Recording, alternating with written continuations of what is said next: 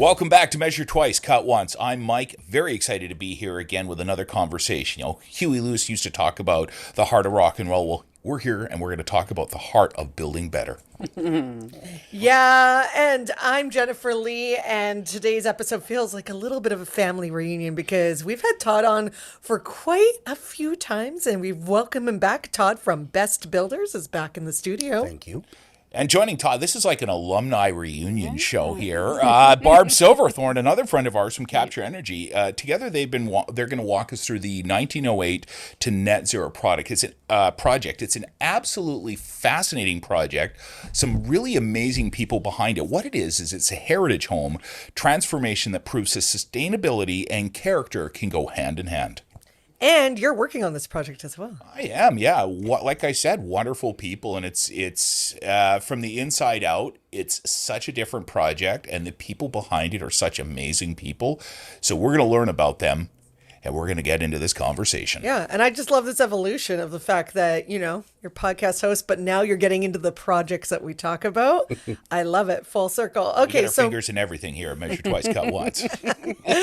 Mike already gave you a nice little blurb, but of course we have many different projects here on the show all the time. What makes this one special? So I think for myself, and I know for Barb as well, like you very rarely get an opportunity to sit with a client and almost work the parameters of how he dreams a project to come together. Like, this is ideal for me. This is what I'd like to see. So the project is in an area called Mount Pleasant, which of course is these all cute little heritage homes. So they loved the neighborhood, first and foremost. So he didn't want to do anything that would affect his neighbors. So he wanted to have a net zero home. That's kind of where it started. But he also wanted to keep the look of his heritage home. And it's a 1908 home. It's a beautiful old home, but obviously it kind of reached the end of its life cycle. So as our dream sort of unfolded, it was, how do we take this heritage home, maintain it in the neighborhood, but also allow us to find the density that the city of Vancouver is looking for. So of course they want you to have a basement suite. They want you to have, you know, an infill project. And the question was, how do we do all that and meet net zero energy plus? And then we started talking about carbon and recycling. So the project really started to evolve quickly. And luckily for us, we had a client that was very passionate. And he's, we've managed to put a really good team together here, including Barb and Scott. And Mike. And Mikey. Exactly. Well, Barb, maybe you could talk to us a little about the carbon, because I think at this point, I mean, we're in season 10 now. We spend a lot of time talking about building and designing amazing homes. So we're pretty good there. But this idea of low carbon, zero carbon, this is an emerging methodology and technology. And I think this is going to be part of the conversation for many more years to come until it's exclusively part of the conversation. Help us understand what this actually means. So help us understand what it is and why it's important, if you wouldn't mind, please, because this is a good conversation. Yeah, like what the heck is embodied carbon, right? So I have no clue. Right? Potty mouth. Teach me like I'm 5. Like, what is embodied carbon? Yeah, so it is the carbon that is used when we extract materials. It's the carbon that's used when we transport materials. It's the carbon that's used when we manufacture materials, and then the carbon that's used again to bring it onto the site. So we can kind of think about it in simple terms as like the built-in carbon for all the materials that we're using. So there's kind of the two sides of it, right? So that's the embodied carbon. And then we also have the operational carbon. And Mike, Jennifer Lee, we talked about operational carbon when I did the energy advising episode. Do you guys remember? Oh, no, you're quizzing us now? Yeah. Mike, you answer. Of course I do. I had to go home and do some research after the episode. It's a complex conversation. Yeah. So the operational carbon, which is what we have to achieve zero operational carbon to meet the CHBA net zero requirements, that's the carbon that's used when we're heating our home, when we're having a hot shower, when we're using the barbecue. So it's the carbon from that's being consumed daily, the operational carbon. So it's all the fun carbon. Yeah. Because it's things that you're doing that are fun, like barbecuing or showering. Yeah. Staying warm. Yeah. But that's an opportunity for how you figure out the house to reduce that as well, which we'll talk about later, right? Yeah. So that was like the goal that Brandon, the the owner and Deep Green Developments that they set for us. Not only did they want to meet the CHBA net zero requirements, they also wanted to achieve as low embodied carbon emissions as possible. So the idea is you're reducing the amount of fun carbon. Wow. Well, and meeting I'm now doing this all the time, of course, but we've, touched so many times on the integrated design process. Oh, yeah. And I think this was one of the things that Brandon really grasped onto right from the start. So we actually had hired all of our trades and said this job is, also sponsored by UBC, BCIT, Net Zero Canada, Retrofit Canada, on and on and on. And we can go through sponsor stuff. But the idea was we got them everybody in a room and said these were our goals. We had this big charrette meeting with lunch and everything, and we got a chance to bounce ideas off as a group. So an architect, interior designer, everyone had a say, because of course carbon is even, as Barb touched on, do you ship materials in from Europe? Mm-hmm. Well, no, because actually there's all the carbon that comes from bringing the stuff over.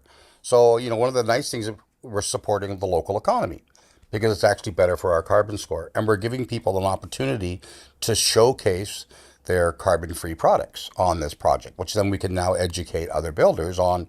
This is all available locally. You just have to know where to look for it. So this is really an opportunity for us to teach other builders how to do this. And that's one thing Todd is and Best is really great with, and one of the reasons we love working with them is Todd is so great about collaboration and also just sharing his knowledge. So one of the things that I love about this project is really how, we've explored all different ideas, and Todd's also really open to, changing an assembly or making construction changes that allows us to use these lower embodied carbon products, because this is all really, really new for a lot of people, and we're kind of at the forefront of this with this project. Well, that's something we don't really think about is our carbon footprint when it comes to building homes, because like you said, there's a lot of products around the world which are amazing, but we forget about what's in our own backyard. And I think in the last year, we're kind of hearing that more, like buy Canadian. Maybe it's not exactly coming out of Vancouver, but there's other provinces that have great products that we could be using, opposed to going outside the country and finding them. Well, I think that's the bonus of the carbon really is, you're not necessarily, we're not pushing buy Canada only, or, we're not trying to say don't buy in the U.S. Like, none of that is really the goal here. The goal, again, is there are very simple ways to reduce the carbon footprint. Mine started as simple as a carpenter, and as I've done heritage restoration, tons of it. It's a shame when you watch a beautiful old home get mulched up into a pile of crap and stuffed in the dump. We've been trying to reuse all kinds, even, the wood from the forest fire in Merritt. We found a use for that on one of our projects and how to utilize that. But I think there's opportunities out there. People just have to break out of their regular mindset, which is go to the store, pick it up, put it in a bag, and bring it home and use it. There are so many other products available if you just ask the question. Also not being lazy, because that's the problem too, is I find that we live in this world that everything is so convenient. And sometimes we don't want to take a few extra minutes to figure out, is there a better solution? Well, and building really, you said you watch, having been in the industry this long, it's gone from a time and place where old school builders built everything by hand, stick by stick. Now people are like, can I get a house in 3 months? And what's that going to look like? And of course, Can I order it on Amazon? 100%. Well, that's what Elon just launched, right? His new $10,000 homes. Does anyone want to, go live in a home that takes 15 seconds to put together, and if you don't plug it in right, it may not work? We're trying to show people really there's so many aspects to building now. And I think, the one thing I'm trying to do here as I'm going towards, the end of my era in the career, if you will, and I want to do more consulting and teaching and passing the business now on to my oldest boy, is I want to be able to show other builders, like asking the right questions, assembling a team that you can trust and talk to, and then collaborating as a team. Like Mike, I don't know anything about low voltage, but Mike sure does, and that's where my strength comes from. As a company, my strength is in Mike when it comes to this. When it comes to the carbon energy, again, can I help Barb? Yes, but her and Scott are who I trust.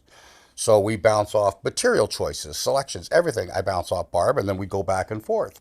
Now, because we're collaborating, it actually makes my job easier. I look like the really smart guy in the room, but guess what? It's my team. You are the really You smart are the guy in really the room. smart Don't guy kid in the room, yourself. Well, the Yeah. smart guy in the room is the guy that puts everyone together and then treats everyone equally. Well, actually, I respectfully disagree. Anyone can Okay. put a team of people together.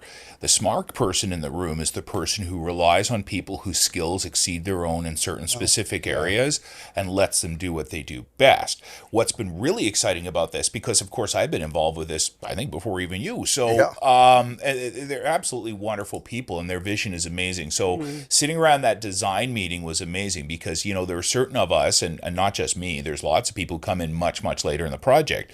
And by able to have conversations at the beginning, we're all able to shape the narrative and some of the decisions that don't usually get made at the beginning.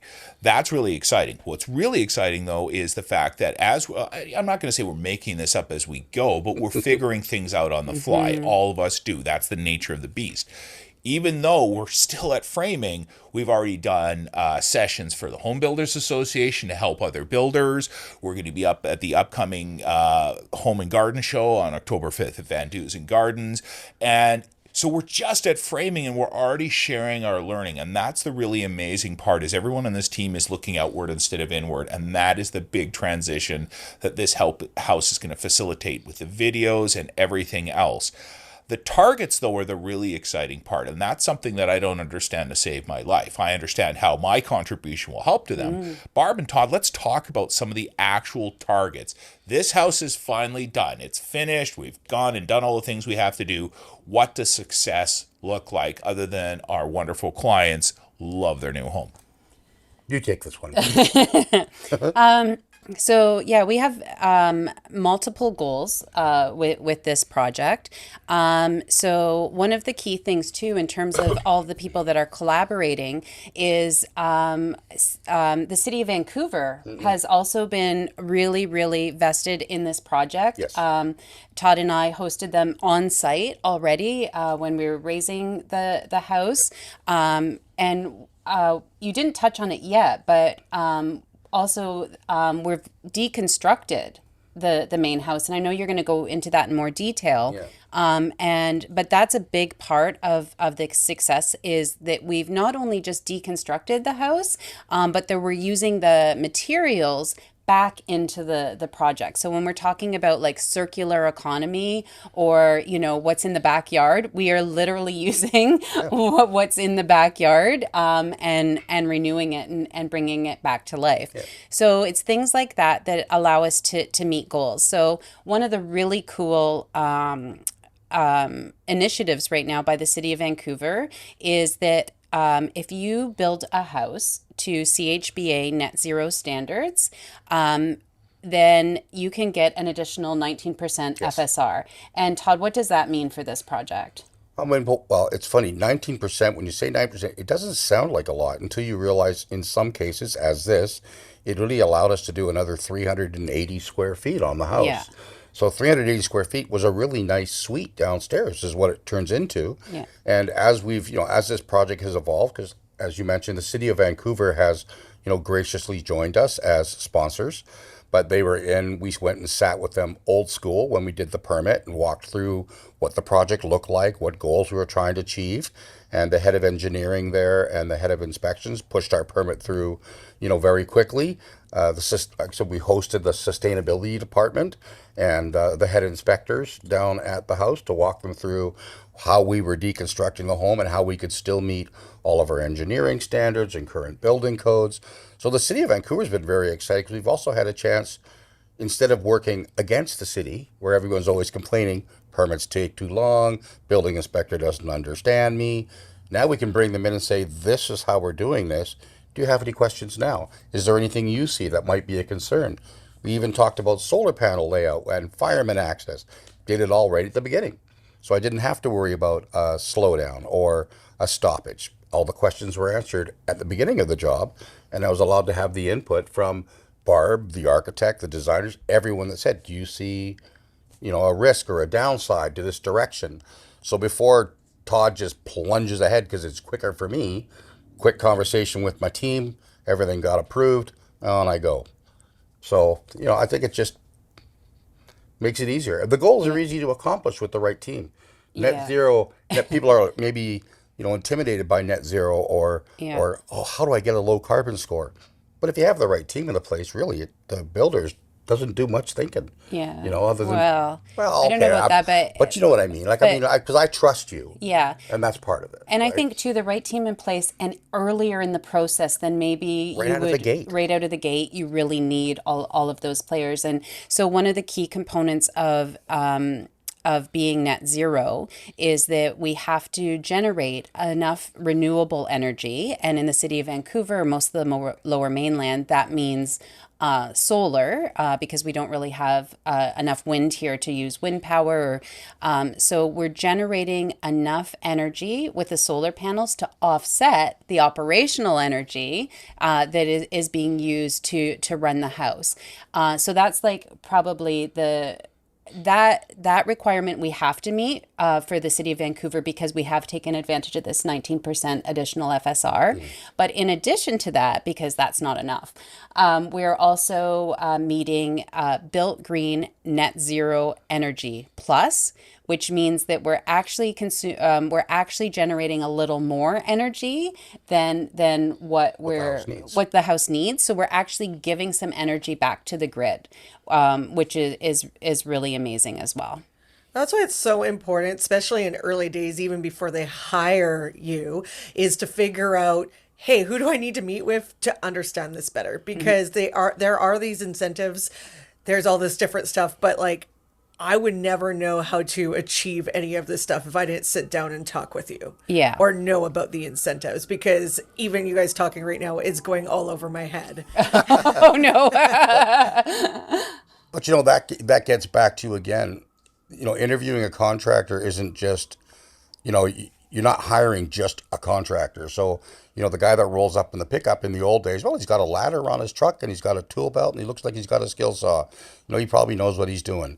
Like, that's just not the case anymore, because now you're not hiring just the contractor. You're hiring his support team. You're hiring, as you will, like, the rest of his family. So how does Todd work? What is his team? Because when I get hired to do a job, I say, well, I'm bringing my whole team on board. And I'm not saying you don't have a choice. I'm just saying this is the team I have really good chemistry with. This is the team that's done this same process over and over again. So when a homeowner interviews me, I also want them to know who I'm using as my fellow teammates, because these are the people I trust in the project. It's why I like to use Mike. Mike and I have been friends for a long time, but to be honest, we worked together first, and then we built the trust, and then we established a friendship. I refer Mike with my eyes closed because I know exactly what I'm going to get from Mike every single time. And the clients can trust that. So when you hire a builder, hire him, hire his team, understand his process. These should all be atypical questions that you ask. Mm-hmm. And know about the knowledge too, because things change so much and so quickly. And even like with the different codes that we have to follow here, specifically in Vancouver, and every municipality is different. It's like really making sure that your contractor and their team is up to all the requirements. Yeah, because if you start Googling all this stuff, it'll just scare the bejesus out of you. Yeah. Well, just talking to you guys right now is scared the bejesus You know what scares out of me? You guys know what scares me? Having this amazing conversation and not taking a couple minutes to thank our amazing sponsors, because we wouldn't be able to have this conversation without them. So we're just going to pause because we have a lot more questions. But first, we're going to thank our sponsors and we'll be right back.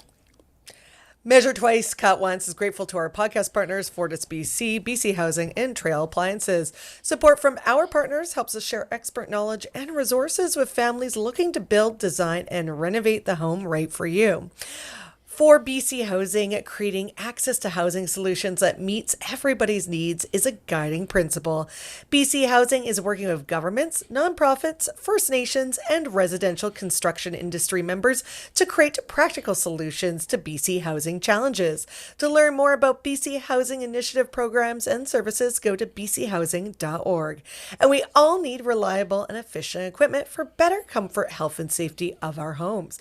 Whether you want to adopt some energy-saving habits habits or take on a major energy efficiency upgrade, Fortis BC can help you save energy. Be sure to go to fortisbc.com, where you can also find amazing tips on low and no cost ways to save energy.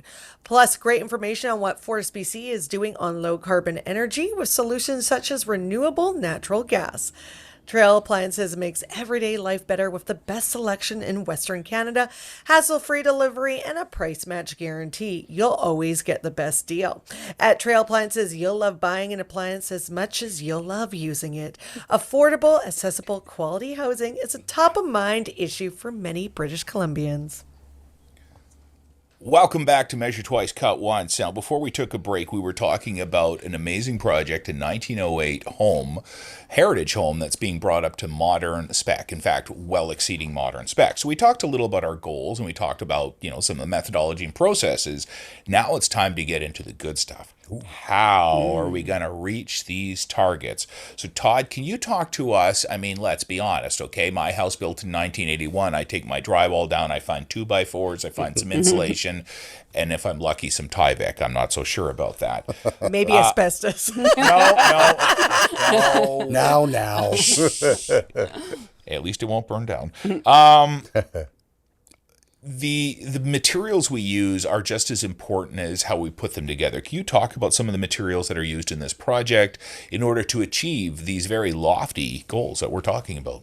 Yeah, and I'll touch on some of them, and then I'll let Barb answer some of this too, because, from my standpoint, I can tell you I've been in the industry a long time. I turned 60 this year, and as a carpenter, it's always been for me, the love of wood and recycling and being able, because you can do such magical stuff with it. So for me, it always stemmed from the salvage portion of it. After that, it was really doing a lot of research, and this came from Barb saying, "Oh, I've heard about this, hemp bat," and I'm like, "Hemp bat? What the heck?" And of course, there's only one supplier, and they were in Quebec. And so I reach out to these people and go, "Hey, this is what I'm doing. What do you think?" And they're like, "Oh, I've been waiting for a project to try this product on." So, they want to jump on as sponsors. But I mean, this product exists. And again, I want to be able to use this project as a platform to be able to introduce all these really cool, because hemp bat, I mean, man, that stuff is dense. Mm-hmm. But I mean, sound, insulation values, and it's a completely natural product. So we're not worried about sticking fiberglass in the walls and off-gassing. And and that's just really the start, because we've also have, carbon-free concrete, which we also have a sponsor for the carbon. So they've, graciously donated the concrete so that we can talk a little bit more about carbon-free concrete, because that's a massive carbon score is the concrete. Whether you try to recycle it or you're ripping it out, again, that you can kick your carbon in the pants. So, a lot of the products that I'm interested in, again, I bring it back through my checklist.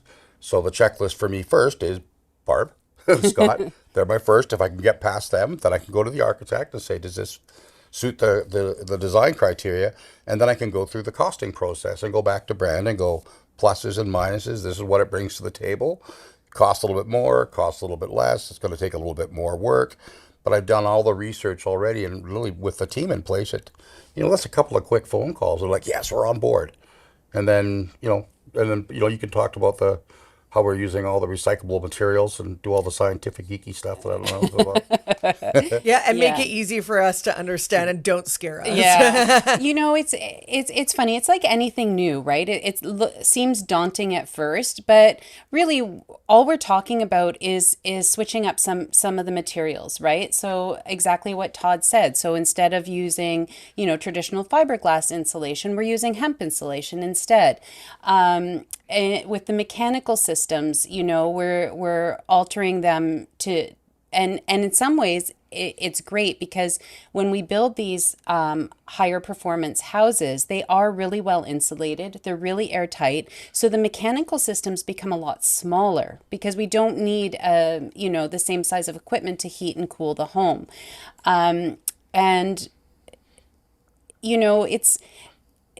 it's not hard to, every material has a data sheet that shows how much carbon goes into that material. So it's just a matter of finding it. There's simple software we use that kind of we put in the materials we're using. It tells us, what our overall score is. And so that's basically how we work. Whoever finds the product, and that's one of the wonderful things about this is that, even the owners have come up. We've looked at everything. Remember the straw? We looked at straw insulation, and I'm like, straw insulation and fire, and Is that one of the states where they use human hair clippings? Yeah. Anyway, go back to the straw. Are they talking like straw bales? Yeah, no, I think they shred it really. They shred the straw and compress it. It's actually being made in Alberta.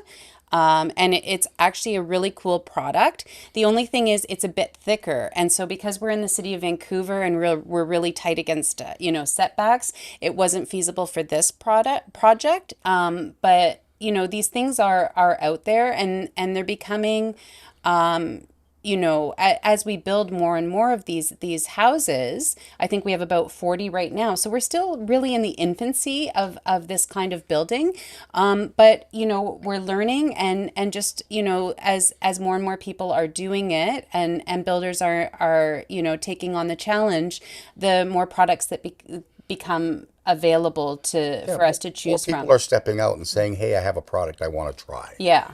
And I think, what we're trying to do here is give people the confidence to know that, hey, we have 2 of these projects going right now, and we said, here's your platform, what have you got? Mm-hmm. And then people just want to say, well, if you're giving me an opportunity to try, and isn't that really what it's all about? It's the same when you take on a young apprentice. You have to believe in them first, and then give them the opportunity to actually try and see if it's something. We just hired actually Mike's son for 3 weeks. That's what I heard. I also heard you put him through the ringer and you taught him what life was all about. They whipped the lazy out of that boy like you wouldn't believe. So you got to come in and understand what teamwork, what believing in the guy next to you. I mean, else is all little stuff, of course, but shoveling that hole. But one of the things I was really impressed with, because honestly, you hire these young men and you're thinking, Women. okay, you're on and women, you're getting on a bus at 4:30 in the morning.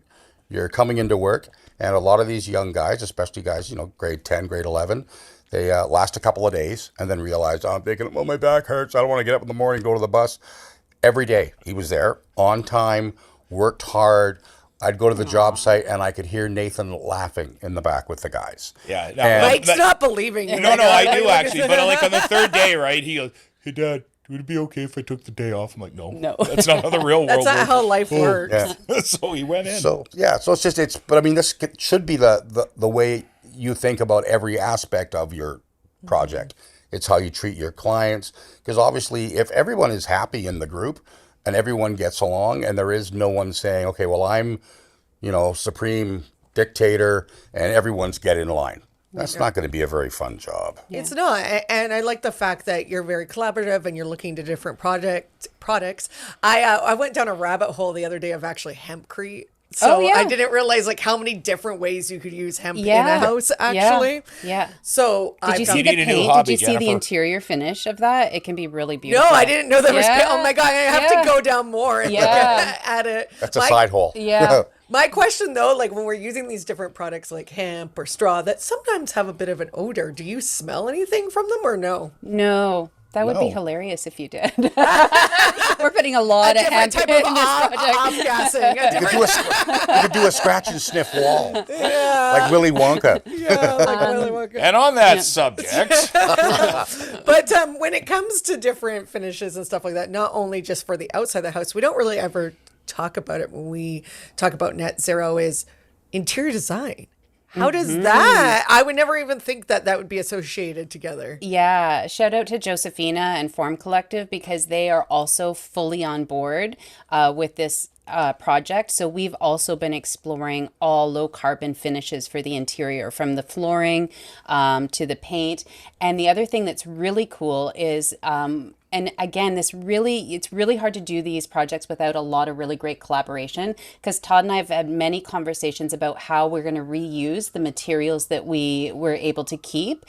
So some of it we are using in constructing in the infill, but also Josephina jumped on board, and we're using some of that. We're letting her use some of that too, right? Yeah, and we had done it before, much like we had a project that we spoke to you guys about on Venables, our triplex, and I think we were on here with Ian McLean, because at that point, I mean, that job's about 5 years old, but we won all kinds of cool initiative awards from Fortis that Fortis was sponsoring. So super thankful for us to sort of start that ball rolling, but then and really. It's not like you're going to score. Well, I don't think you score any points actually for interior finishing. It's more of the fact that we're trying to follow a theme here. So this isn't about us saying, oh, we gained the most brownie points. This is really showing that not only can we utilize it in areas of the home that you can't see, but we can also use some of this beautiful wood as some features, which is what we did on Venom. We used it for some door casing. We used it for feature pieces, handrails, window sills. We used an old bowling alley as the countertop. So there was all these these cool natural woods that people, like I said, we just throw them in the dump. Yeah. And this is wood that's been there for 100 years. And even the nails become a really cool pattern if you treat them and seal them right. So I think that's where Josephina got involved and started kind of grasping the idea of the recycling, utilizing other products that maybe we take for granted. One man's garbage is another man's treasure. Yeah. So that's kind of the what we're trying to hold on to a little bit here. And I like that. Again, it's taking the time though. A lot of people again use the L word, lazy. It's easier to throw things in the trash than able to recycle them. You need to have a love for it. But I also think we're creatures of habit. That's I talk to a lot of legacy builders. I do it this way because that's how my father taught me to do it. And so the great thing is, and this is one of the things I respect about you immensely, is you are at a level in your career where you're at the top of your game. You are one of the leaders in our industry, and yet here you are. You could have just as easily said, let the kids handle it, I'm just going to ride off the sunset. And what you're doing is figuring this stuff out as a gift to your kids so we can move on and start building the type of houses we really want to do. So we're unfortunately super limited for time, because I feel like this is one of those conversations that could go on for hours and hours and hours. Or two.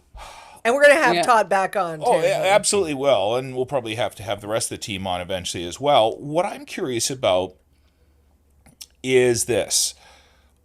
Every time we make a decision to do one thing over another, we compromise certain areas. Mm-hmm. So we choose certain materials because they're low carbon, but maybe they don't offer certain things.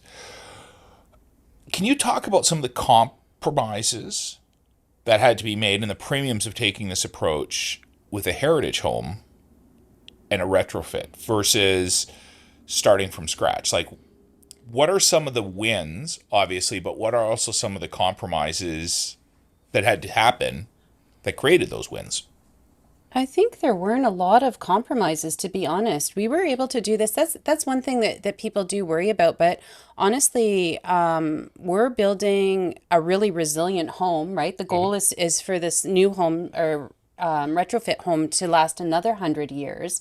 But in terms of the fit and finishes, the only thing I can think of is at one point there was a specific range. Her gas range. Yeah, but it turns out actually the company has come up with an induction version of that. So she didn't even have to give that up. I'm not sure. Was there anything else? The only thing I would say is like compromises for us. Like, ideally, because we met at the charrette meeting at the very beginning, we were able to openly discuss compromises.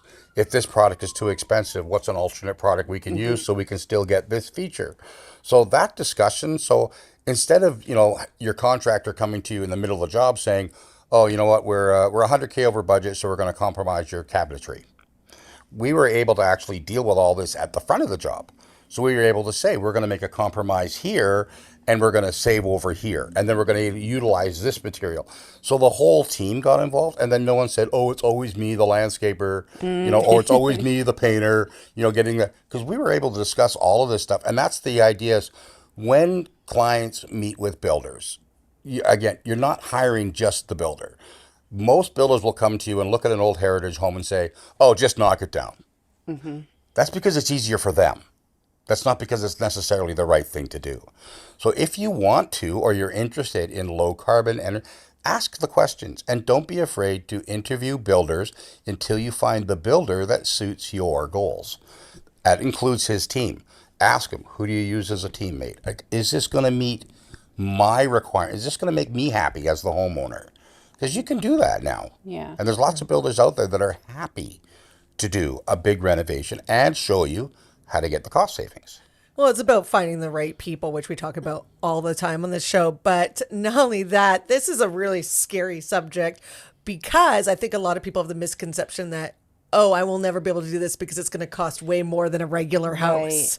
So how do you approach that with people? Because obviously you're able to fit this in to a budget for your client. Yeah, I think that, I mean, I'm not going to say that you can build this house for the same amount as you could a house built to code. That's not the case. But I think, and there, Todd says a lot of builders, but there's not a lot of builders that can do, it's more complicated, I think, to do a full retrofit than it is to build a new home. So you're in a class of builders there that have that unique set of skills. Sometimes there's some benefits to it too, right? Like sometimes the existing footprint of the existing home is larger than what would be currently allowed on the site. Yep. So by keeping the existing home, you're actually not losing square footage. But it's our job in Point Grey. We were going to knock that down and build a net zero home. And when we looked at the lot, we were only allowed to build a 2,300 square foot home on what is currently a 4,000 square foot home. Yeah. So after going through some negotiations with the city, they allowed us to keep the home if we brought it up to net zero standards. Mm-hmm. So that was, so there's some compromises. And again, this is where you don't have to be scared of the city of Vancouver. You just have to know what questions to ask. Yeah. So. And there are also like good programs as well to assist with the cost. So there's the Zero Energy Innovation Center, ZEEC. So in terms of another sponsor. So basically that's an initiative the city of Vancouver to help builders and renovators trying to lower the embodied carbon. So as you lower the embodied carbon, they're actually giving a grant back. There's grants right now for solar panels. There's interest when you're doing a renovation or reconstruction. Zero interest, up to $40,000. Zero interest paid back over 10 years. So there are things that help offset the additional cost. But I think the main thing in terms of an additional cost is for a full net zero in the city of Vancouver, where you want to take advantage of the additional FSR. It is the solar. Adding the solar is the additional cost. Yeah. So again, it's coming to the right people to find out those incentives so they can walk you through it, and you don't need to be scared. Exactly. Well, I feel like this is a follow-up conversation as we get closer to the end of it, but unfortunately, the eye in the sky is telling us it's time to wrap up. I'm the eye in the sky. No, the other eye in the sky. I was like, the traffic. But it starts with a D? Yeah, exactly. It does take a team of people to make this. It's not just Jennifer and me. There's some very smart people. We have people behind the who are saying, wrap it up, help damn us. it. Listen, we learn so much, as we always do with both of you, and here's what I'm taking away from it. First of all, thank you so much. You helped demystify embodied carbon and the importance of it for a lot of people who may not be aware of where we as an industry are going. You talked a lot about new methodologies in building and new materials and how they support that, and that's another conversation. I mean, we could have been here for 3 hours talking about that. Easily. But the eye in the sky would not allow such things. Really appreciated the conversation. These are amazing homeowners, and their vision guided our team. And finally, you talked a lot about compromises, and there's always compromises in construction, but you also talked about how great collaboration at the beginning avoided a great deal of those compromises as well. So another phenomenal episode and great information as always. Thanks, Mike. I love coming here. Yeah, we love having you. And before you go, I always have to ask this to people, even though I know you've given us so many great tips. What is one last tip to the homeowner from both of you? You can't put your tip together. They have to be separate. Go first. Oh, pressure. Don't be scared. Don't be scared. Just talk to people. Reach out. I love having conversations about this. You don't have to give up much. You are, and there are a lot of advantages, more resiliency. Now some of the banks are doing lower interest for high performance homes. There's insurance companies that are reducing the premium for these homes. So not only are they just a nice to have, you're actually, this home that we're trying to build should last another 100 years. That's the goal. Yeah, and I think that would be my tip as well. And I think on the episodes I've done, this has pretty been my tip on every one. But you can't use the same tip. Okay, I'm going to alter it just slightly. But again, I always come back to, even for myself, when I interview a homeowner, honestly, if I get a bad vibe, I'm not going to build your home. Fair. I don't care how much you ask me, to be honest. I want to have a good time. I want, we have 25 carpenters. I want my guys, because if my guys are highly motivated and happy, they work harder. Mm-hmm. And they work harder, and then they care about the product, and they're going to give you an even better home, and they're going to see opportunities. I want homeowners to know that I listen, my guys are listening. When Mike comes, again, the reason I promote Mike is because he's a great listener. Mm-hmm. So this is almost like when you go into a marriage. You're not going to marry someone that never listens to you, although my wife did. But, so you want that collaboration right out of the gate. And you should feel a good vibe when you meet your builder. You should get the tingles on your skin. This is a really good guy. He's gonna builder tingles. The builder. Oh, there we go. I'm going to catchphrase that. There we go. Catch the builder tingle. Because you should. And the builders should ask your kids how they want to be involved. And it should just be a fun experience. I think that's the thing is, if you get a good feeling, you got to follow that gut first. And then get into the systems and the collaboration ideas. And that said, the product is meant to be a good time. You're spending a lot of money. So, get what you pay for. Yeah. Well, Mike is maybe not, I won't say he gives you the co-host, but great co-host. Love working with him. But that's a great tip. Get the builder tingles. Absolutely. Builder tingle. And, we'd love to give you, our listeners, some tingles as well. And, let's keep it going. And I've started something. What else? You know what? Let's make Mike does tingle in this next thing, this part will make you tingle. Hey, one of our amazing listeners or viewers will get a chance to actually win a Napoleon beautiful stainless steel natural gas barbecue valued at almost $1,700. Compliments of our good friends at Fortis BC, and it's real easy to win. What you have to do is you have to follow us, follow Measure Twice, Cut Once. Like us, tell your family, tell your friends, even if you're out in public walking around, you see a stranger, say, hey, check out Measure Twice, Cut Once. The point is, you do that, at the end of the season, someone's going to win one of these beautiful, beautiful barbecues. So then Mike's going to come over and show you how to use it. Yeah. We know Mike loves barbecue. That's why I said barbecues give Mike the tingles. There we go. And for notes and links to everything mentioned on today's episode, including resources shared by Todd and Barb, sound like a band, kind of. I like it. Yeah, we could be a good band. There you go. If only I could play an instrument. Go to havan.ca/measure twice cut once. And don't forget, Havan, the Home Builders Association of Vancouver, is proudly affiliated with CHBA BC and CHBA National. This means our members and the homeowners we work with benefit from 3 levels of advocacy and education supporting anyone looking to build or renovate. Which is exactly why this podcast exists, to share knowledge and connect people across the industry. And of course, we couldn't do it without our partners, Trail Appliances, Fortis BC, BC Housing, Ramey Films, JPod Creations, and AI Technology and Design. It takes a team to build a home, and it does to bring you this podcast. Thank you so much for joining us. See you next time on Measure Twice, Cut Once. Yay!